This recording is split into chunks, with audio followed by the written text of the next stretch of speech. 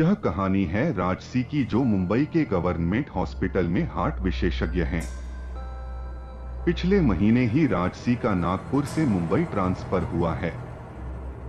Mumbai transfer होने के बाद कुछ दिन राजसी होटल में रही। फिर जल्दी ही साथ काम करने वाली नर्स फातिमा के घर रेंट पर एक रूम मिल गया। फातिमा मुंबई से 10 किलोमीटर की दूरी पर स्थित एक छोटे से गांव में अकेली रहती थी, जिससे उसका भी अब मन लग जाता था। रात के 8 बज रहे थे।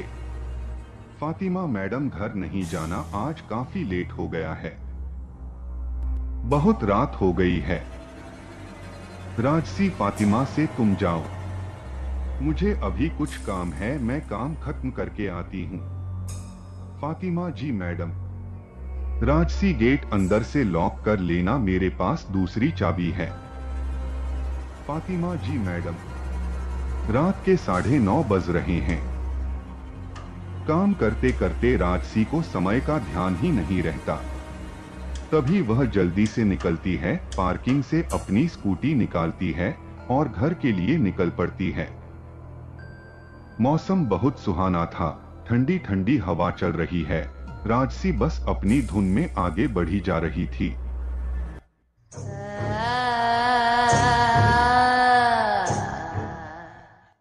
चारों ओर अंधेरा छाया हुआ था।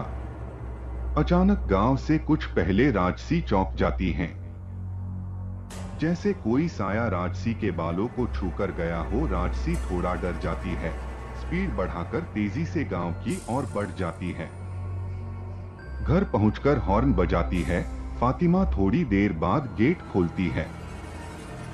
राजसी, क्या फातिमा, इतनी देर से हॉर्न बजा रही हूं, इतनी देर से गेट खोला। दोनों अपने रूम में चली जाती है। राजसी अपने रूम में पहुंचकर पलंग पर बैठ जाती है और फातिमा के बारे में सोचते हुए लेट जाती है। सोचते सोचते राजसी को कब नींद आ जाती है, पता ही नहीं चलता। रात के 12 बजे हैं। अचानक खिड़की पर कुछ आवाज हुई। राजसी की नींद खुल जाती है। राजसी खिड़की की ओर देखती है। खिड़की के बाहर उसे एक अजीब सी परछाई दिखाई देती है। राजसी डरते डरते खिड़की की ओर जाती है। खिड़की खोलकर देखती है, पर कुछ दिखाई नहीं देता। दिखाई देता है तो बस दूर दूर तक काला स्याह अंधेरा और दूर दूर तक फैला घना जंगल। राजसी दोबारा सोने की कोशिश करती है। धीरे धीरे राजसी को नींद आ जाती है। रात के 2 बज रहे हैं। अचानक फिर से खिड़की पर जोर का झटका लगता है, जैसे कोई खिड़की को बहुत जोर से पीट रहा हो। राजसी की नींद अचानक से खुल जाती है और उठकर बैठ जाती है। खिड़की के बाहर फिर वही काला साया दिखाई देता है। राजसी जोर से चिल्लाती है, कौन है?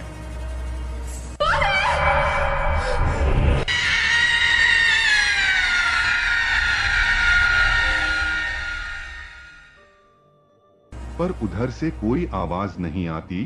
राजसी धीरे से बेड से साथ उतरती है, कोने में रखा डंडा उठाती है और खिड़की की ओर जाती है। डरते डरते आगे बढ़ती है। कौन है वहां? कौन है वहां? बोलता क्यों नहीं? कौन है वहां? पर कोई आवाज नहीं आती। राजसी आगे बढ़ती है और खिड़की खोलकर देखती है, पर फिर से उसे वहां कोई नजर नहीं आता। खिड़की बंद करके जैसे ही राजसी पलटती है, अचानक से फिर एक जोर की आवाज आती है और फिर वही काला साया नजर आता है। राजसी खिड़की खोलकर देखती है तो देखती ही रह जाती है। एक भयानक काला साया खिड़की के उस पार हवा में लहरा रहा है। पीली चमकती आंखें एकटक राजसी को घूरते हुए। राजसी चीखते हुए नीचे की ओर भागती है, फातिमा, फातिमा। पर गेट लॉक हो जाता है। राजसी बहुत चिल्लाती है, उसके पास भागने का कोई रास्ता नहीं था। राजसी मन ही मन बजरंगबली का ध्यान करती है और हनुमान चालीसा का जाप करती है।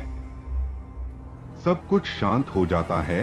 राजसी उठकर खिड़की की तरफ जाती है, बाहर इधर उधर झांकती है, पर वो साया कहीं नजर नहीं आता।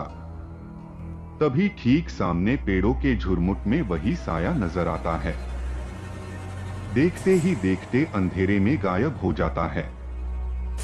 अगली सुबह राजसी लेट उठती है, कुछ शांत दिखाई पड़ रही है, जल्दी से नहाकर नाश्ता करती है और दोनों ड्यूटी के लिए निकल पड़ती है।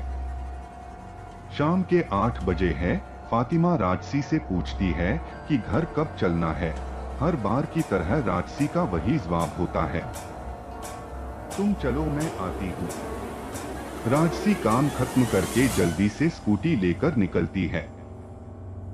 वही अपनी धुन में राजसी गुनगुनाते हुए जा रही थी कि अचानक जोर का धमाका हुआ। स्कूटी में पंक्चर हुआ था।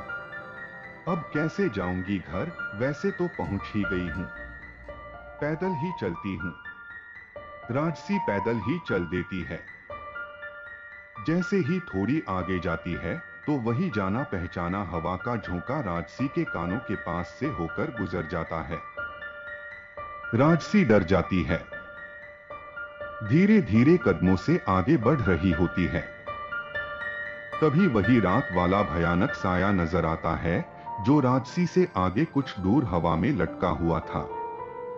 वही पीली आंखें, भयानक शक्ल, राजसी के होश उड़ जाते हैं। अब करे भी तो करे क्या करे। सुनसान सड़क, ऊपर से जंगल का एरिया। कुछ देर बाद देखती है तो वहां कोई नहीं था।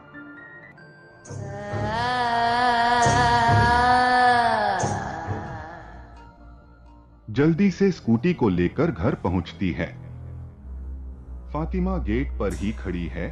मैडम, आप आज कहां रह गई थी? मैं इतनी देर से आपका इंतजार कर रही हूं। राजसी कहती हैं, अंदर चलो बताती हूँ सारी बात। राजसी अंदर आकर फातिमा को पूरी बात बताती है।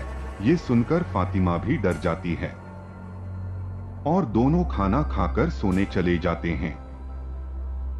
राजसी अपने साथ घटी घटना के बारे में सोचते सोचते सो जाती है कि तभी अचानक खिड़की पर तेज आवाज होती है।